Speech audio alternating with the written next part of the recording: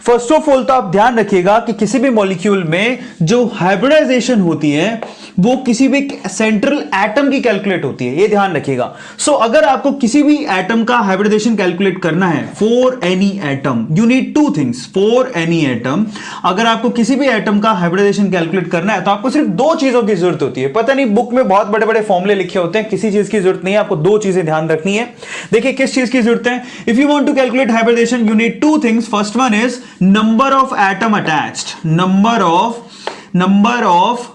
Of atom attached, ठीक है, attached to that atom, जिस भी एटम का आपको हाइब्रिडाइजेशन निकालना है उसके साथ कितने नंबर ऑफ एटम अटैच्ड है, ठीक है।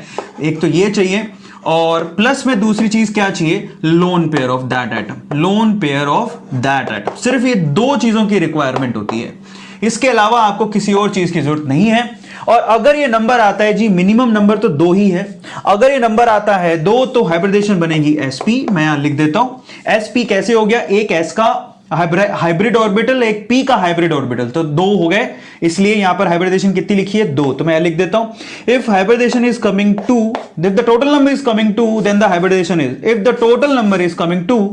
सो यहां पर मैं लिखता हूं टोटल नंबर, ठीक है, और यहां पर मैं क्या लिख रहा हूं, हाइब्रिडाइजेशन। सिर्फ इतनी चीजों का ध्यान रखना है। अगर इन दोनों का टोटल आता है दो तो हाइब्रिडेशन होगा sp, अगर ये आता है तीन तो हाइब्रिडेशन होगा sp2, अगर आता है चार तो हाइब्रिडेशन होगा sp3।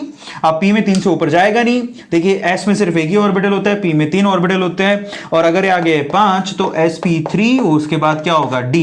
अगर आ गया 6 तो ये बनेगा sp3 एंड देन d2। अगर आ गया 7 तो ये बनेगा sp3 d3। इस तरह से चलता जाएगा, d 5 तक जाएगा, उसके बाद f आ जाएगा, ठीक है।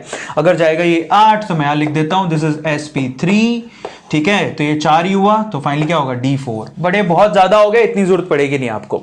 चलो मैं एग्जांपल के तौर पे बताता हूं, लेकिन उससे पहले कुछ फंडामेंटल चीजें भी आपको ध्यान रखनी है। आपको किसी भी एटम के लिए उसके वैलेंस इलेक्ट्रॉन पता होने चाहिए, जिसके लिए आपको पीरियोडिक टेबल याद होनी चाहिए। मैं आपको प्रैक्टिस कराता हूं जिससे और आसान हो जाएगा, ध्यान से उसको देखिए। और एक बात और ध्यान रखिएगा कि अगर कोई किसी भी सेंट्रल एटम के साथ ऑक्सीजन अटैच है तो आपको पता है ना कि ऑक्सीजन 2 बॉन्ड बनाता है, ये तो जानते हो ना सब, बस इतना ध्यान रखो हो जाएगा। जैसे एग्जांपल बताता हूं आपको।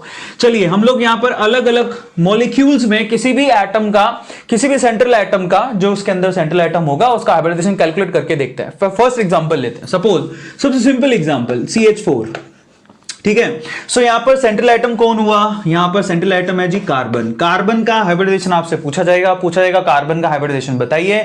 बहुत सिंपल है, ध्यान से उसको चेक करिए। सबसे पहले आपको क्या चेक करना है कि उस सेंट्रल एटम के साथ कितने नंबर ऑफ एटम अटैच है। तो यहां पर तो 4 एटम अटैच दिखाई दे रहे हैं, प्लस अब देखिए जरा ध्यान से, 4 लिख दिया मैंने, उसके बाद क्या देखना है, लोन पेयर कितने बचे। जनरली कार्बन के पास कुछ लोन पेयर बचता ही नहीं है, वो हमेशा 0 होते हैं ऑलमोस्ट 99% केसेस में। लेकिन फिर भी आप जरा सोचिए, कार्बन आता है 14 ग्रुप में, 4 वैलेंस इलेक्ट्रॉन उसके पास होते हैं और चारों उसने बॉन्ड बनाने में काम ले लिए, बनाए ना, यहां पे 4 बॉन्ड ही तो बनाए हैं। तो यहां पर लोन पेयर कितना हुआ जी, 0। तो टोटली कितना आ रहा है, 4। 4 के रिस्पेक्ट में हाइब्रिडाइजेशन कितनी बनेगी, sp3। देखिए बहुत ही आसान है, मैं आपके सामने लिख रहा हूं, देखिए 4 के रिस्पेक्ट में sp3।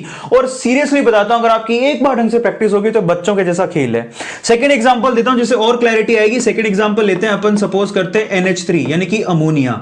अमोनिया के केस में सबसे पहले आप चेक करोगे कि नंबर ऑफ एटम अटैच कितने हैं, टोटल हाइड्रोजन कितने अटैच है, सिर्फ 3। इतना सही तो काम देखना है, number of atom attach, central atom के साथ 3 हाइड्रोजन अटैच है। जरा ध्यान से उसको देखो, ये हमारा सेंट्रल एटम है जिसके लिए हमें हाइब्रिडाइजेशन कैलकुलेट करनी है, तो 3 एटम उसके साथ अटैच है। अब चेक करते हैं हम लोग को लोन पेयर।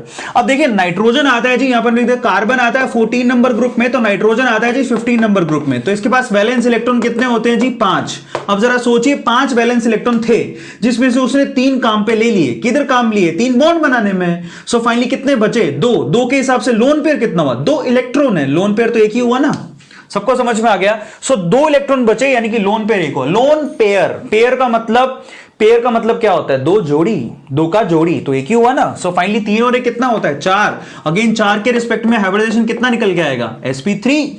बहुत इंपॉर्टेंट है। यहां पर देखिए NH3 में भी हाइब्रिडेशन sp3 है, और हाइब्रिडेशन का मतलब होता है हमें हाइब्रिड ऑर्बिटल्स तैयार करने, किस किस के लिए, बॉन्डेड पेयर के लिए और लोन पेयर के लिए, ये मतलब होता है इसका। चलिए अब नेक्स्ट एग्जांपल लेता हूं, एग्जांपल नंबर 3 H2O, ध्यान से इसको देखिएगा। अब यहां पर ऑब्वियसली सेंट्रल एटम कौन सा होगा, ऑक्सीजन, उसके लिए हाइब्रिडेशन कैलकुलेट करनी है। सबसे पहले बताइए ऑक्सीजन के साथ यहां पर कितने नंबर ऑफ एटम अटैच हैं, तो 2 हाइड्रोजन अटैच है, तो यहां क्या लिखूंगा, 2। सबको समझ में आ गया। प्लस यहां पर लोन पेयर कैलकुलेट करो। देखो ऑक्सीजन आता है जी ग्रुप नंबर 16 में, यस और नो, 16 में आता है, तो इसके पास वैलेंस इलेक्ट्रॉन कितने होते हैं जी, 6 में से इसने कितने काम पे ले लिए, 2, बचे कितने, 4, तो लोन पेयर कितने बचे, 4 इलेक्ट्रॉन है, तो पेयर तो हुए 2, तो 2 + 2 कितना होता है, 4, और 4 के रिस्पेक्ट में हाइब्रिडेशन क्या बनेगा, sp3। तो ये मतलब निकलता है इसका। क्लियर हो गया सबको। फाइनली यहां पर ऑक्सीजन का जो हाइब्रिडेशन निकल के आ रहा है वो भी निकल के आ रहा है sp3। दोबारा समझा देता हूं, ऑक्सीजन होता है ग्रुप नंबर 16 में, वैलेंस इलेक्ट्रॉन होते हैं 6 में से उसने 2 काम पे ले लिए, किधर, बॉन्ड बनाने में, तो पीछे कितने बचे, 4 इलेक्ट्रॉन से पेयर कितने हुए, 2, तो यहां पर 2 एटम अटैच है और यहां पर 2 ही उसके पास लोन पेयर है, तो टोटल कितना हो गया, 4 के हिसाब से sp3। इतना यहां सामने लिखा है उसके हिसाब से काउंटिंग करनी है। चलिए 4th एग्जांपल लेते हैं और क्लैरिटी आएगी।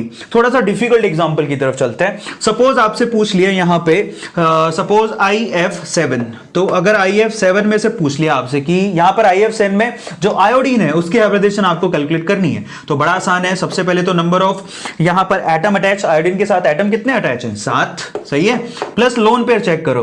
देखो आयोडीन जो है ग्रुप नंबर 17 में आता है, यस और नो, मैंने सारे एग्जांपल दे रहा हूं आपको, ग्रुप नंबर 17 में आता है, और अगर ग्रुप नंबर 17 में आता है तो वैलेंस इलेक्ट्रॉन कितने हुए जी, 7 में से इसने टोटल 7 ही इलेक्ट्रॉन यहां पर बॉन्ड बनाने में काम लगा लिए ना, F के साथ देखो 7 ही हैं, तो 7 में से 7 ही बॉन्ड बनाने में काम लगा लिए, तो पीछे कितने बचे, 0, तो यहां हुआ 7 के हिसाब से देखिए, चेक करिए 7 के हिसाब से कितने हुए, sp3d3, तो sp3d3 ये इसका हाइब्रिडाइजेशन हो गया।